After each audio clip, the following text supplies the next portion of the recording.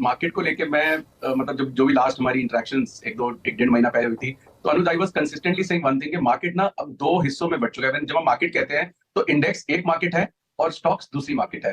तो मैं बार बार एक ही चीज बोलता था कि अगर इस रैली को या रिवर्सल को पार्टिसिपेट करना है तो index is the best stock. तो आप देखिए 17,200 से 18,200, 41,000 से 43,000, 44,000 बैंक निफ्टी, जिस तरह की रैली इंडेक्स में आई है, मुझे नहीं लगता कि वो स्टॉक्स में जो हमारी पार्टिसिपेशन रेट के लिए फिर भी वो इंडेक्स बढ़ता है। तो इंडेक्स में पब्लिक शॉर्ट है और इसमें कोई डाउट नहीं है। जो और इस रैली में short covering is one of the major ingredients. अब अगर आप मुझसे पूछेंगे पब्लिक निफ्टी में किस लेवल पे शॉर्ट है, 17,500 पे, मतलब एक एवरेज बता रहा हूँ, एक जो बॉल पार्क एवरेज होती है मेरे हिसाब से। और बैंक निफ्टी में क्या एवरेज शॉर्ट होगी, 42,000 की बैंक निफ्टी से। अब अगर 41,500 या 42,000 का बैंक निफ्टी शॉर्ट है और अभी तक कवर नहीं किया, उसको 44,300 या 43,500 हो जाए, फर्क नहीं पड़ता। सेम इज द केस वो 18,300 से 18,000 आ जाए, फर्क नहीं पड़ता, क्योंकि उनके भाव नहीं आएंगे। तो जो अगर मैं बोलूं कि मार्केट रेट डिप्स है, तो वो डिप्स इंडेक्स का है। कल भी हमें मिला, आज भी मिल रहा है, शायद कल भी मिल जाए। बट क्या स्टॉक रेट डिप्स है? नहीं। If you look at the composition of stocks, अब मैं उसकी बात करूं कि इस एक्सपायरी में भी मतलब जितनी भी जो मेरा स्प्रेड है वो निफ्टी के अंदर है, बैंक निफ्टी में नहीं है, क्योंकि बैंक निफ्टी में वाइड मूव्स देखने को मिल सकती हैं।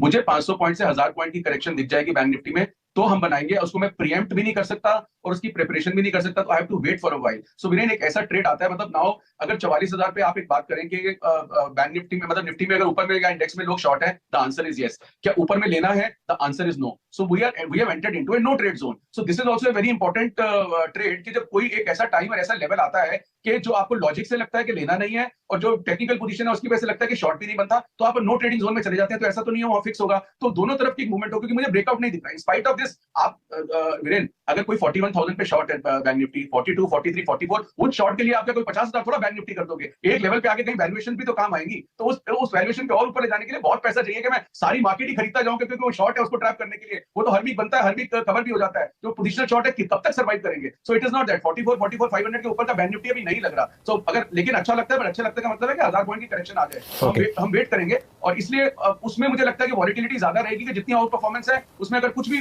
जरा सा भी ऊंच नीच हो गया तो करेक्शन भी ज्यादा आ सकती है। बट निफ्टी में मुझे लगता है कि बियर स्प्रेड बनाना चाहिए, क्योंकि निफ्टी के कंपोनेंट सारे weak. So having said that, पहली चीज तो I mean the stand gets vindicated कि stock is index is the best option. जब भी आपको तेजी मंदी लगे, सबसे पहले तो उसमें मतलब तेजी में तो इंडेक्स में ही काम करना चाहिए। तो इंडेक्स ने बहुत अच्छे रिटर्न्स दिए हैं। लोगों का इंटरेस्ट स्टॉक्स में रहता है। स्टॉक्स की अंडर परफॉर्मेंस अभी भी अनुज कंटिन्यू है। अब now entering into this last week, तो अभी आगे अब अनुज ने मार्केट ना बहुत इंटरेस्टिंग जगह पे खड़ी हो गई है।